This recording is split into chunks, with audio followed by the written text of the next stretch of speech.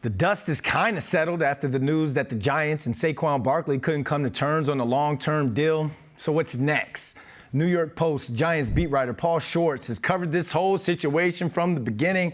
Paul, thanks for joining us. Man, we've seen leaks, tweets, emotions, emojis. We've seen it all when it comes to Saquon and the Giants. So I got to ask you, which side do you think is taking the biggest gamble or risk by not getting a long-term deal done?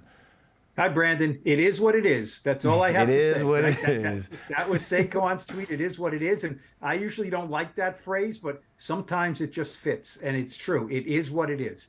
Who is taking the bigger risk? I think Saquon Barkley is taking the bigger risk because it's $22 million in guaranteed money. You know, I dare say, Brandon, will Saquon Barkley ever sign a contract in his life that guarantees him $22 million after turning this down? I think the answer to that could be no. I would also give you this. Let's have this hypothetical. And I'll ask you this, Brandon. Let's see if you want to answer. If the Giants rescinded the franchise tag today with Saquon Barkley, right? Yep. What kind of market would he have in the open market? What kind of contract would he get next? What do you think? He's not going to get big money. No one is. You know, Josh Jacobs, Tony Pollard, Dalvin Cook is unemployed. He's not going to get big money. I understand that. So what I'm saying is, so these teams don't give you one dime more than they think they have to give you, right? Do they love Dexter Lawrence? Of course they do. Did they want to give him $90 million? No. The market said you have to give him $90 million, so they gave him $90 million. The market says for Saquon, you don't have to do a darn thing other than give him the $10 million franchise tag. You don't have to do anything else. So I think Saquon misread this a little bit. I know his ego and his feelings are hurt, and that is human emotion. I get that. That's fine. But, you know, the Saquon Barkley is not going to change the running back pay structure in the NFL by himself right now. You know, and does it need to be changed? Probably. But all these other teams are the same way. And if Saquon was on the open market right now, I don't think any of the 31 teams would give him $22 million in guaranteed money. I just don't think they would. So the Giants said, why should we have to give any more than that? All right, from the business standpoint, it all makes sense. You know, take the former player out of me. I get the business side, and I also get the media side of it.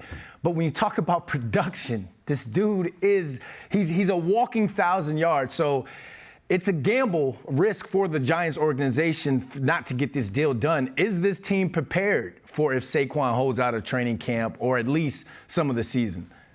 Well, they're prepared for him to hold out of training camp, right? Because I think the less work and wear and tear and hits a running back takes in the summer is great. Mm-hmm. You know, are they prepared to play week one without him? Lord, no. Not at all. And, you know, the Giants never went into this saying, we don't care if Saquon Barkley is on the team or ready for week one. They gave him the $10 million franchise tag to make sure he did not hit free agency. You know, he was 100% in the plans for 2023, and he still is. And by the way, I don't think Saquon is going to miss games. I mean, that doesn't help anybody. He loses $550 or $560,000 for any game he misses. That makes no sense. You know, so in training camp, can they go with Matt Breida and Gary Brightwell and the rookie Eric Gray and Jay Sean Corbin, and maybe they pick up somebody else because Saquon's not going to be there?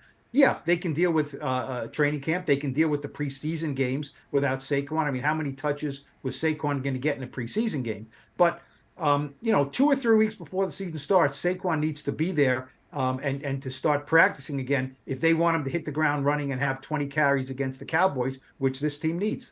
And Paul, I want to get your thoughts on this one, man. Throughout the entire offseason, it was pretty much presented as like the face of the franchise versus the front office.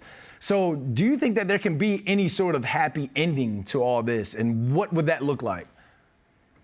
Well, I mean, it would look like Saquon having a great year. Look, they cannot negotiate with him anymore. He has to play on this tag or he doesn't play. So the happy ending is he has 1,400 rushing yards or 1,300 rushing yards. The Giants have another good season. They get together next year and say, you know what? Let's revisit this and give him a 2 or 3 year contract and, you know, give him 24 million in guaranteed money. That is highly unlikely. The Giants can just put the franchise tag on him again next year for about $12 million and they can just do this dance. Is it fair to give a guy a franchise tag 2 years in a row? Well, it's not great, but you know what? If the players are up in arms about this, then this is the collectively bargain agreement that their union made with the NFL. If they are violently opposed and vehemently opposed to the franchise tag at the next CBA negotiations, they have to say, we're not playing if there's a franchise tag anymore. Now it's not bad for running backs. I mean, Daniel Jones would have made $32 million on the franchise tag. He wouldn't have wanted to, but it's not chump change, certainly.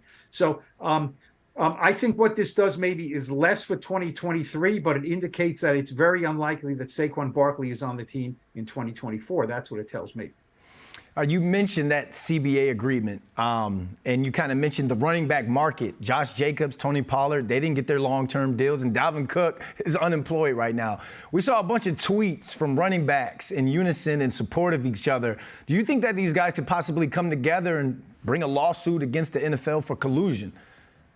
Well, I don't know about a lawsuit, but look, the one tweet I liked the best of all those running backs was Jonathan Taylor, right? Because the other guys, McCaffrey and Henry, they got their money and are upset that, the guys behind them are not getting their money. Jonathan Taylor was a second-round pick. He had more, how much could he have done? How much more could he have done in his 3 years with the Colts? Now, he did get hurt last year, which is what happens with running backs, right? They often get hurt. But Jonathan Taylor, who's 24 years old, is looking at this and saying, wow, that was his tweet. Wow. Because if they can do this to Saquon, they can do this to me. And at a time after 3 years where the Colts maybe should be looking at a long-term extension for Jonathan Taylor, there's no talk about that. So, he's a guy looking ahead and saying, they did it to Saquon, and, I'm probably next at this. This is not a good thing.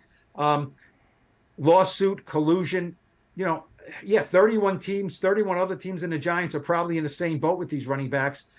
That's the way it is. I don't think there'll be a lawsuit, but there is a lot of uneasiness now. It'll be very interesting to see next week when I go to training camp and talk to these players what they think about this. They all love Saquon, and they're not going to hold out in sympathy for Saquon. But what kind of message does this send in the locker room that, as you said, you can be a great guy in the community, on the field and off the field. You can produce, you can be a team captain, you can be a Walter Payton nominee, and you will get paid only what the team thinks you need to get paid and nothing more. That is what Joe Schoen decided to do here, and that will be interesting to see what other teammates think about that. Yeah, I love the way you just broke all this down, Paul. It's like you got to take your emotions out of it and put some Schwartz in it. You got to think about it from the other side of it when us as fans or players are tweeting and looking at the business side of sports. Paul Schwartz, thanks for joining us. All right, Brandon, thank you.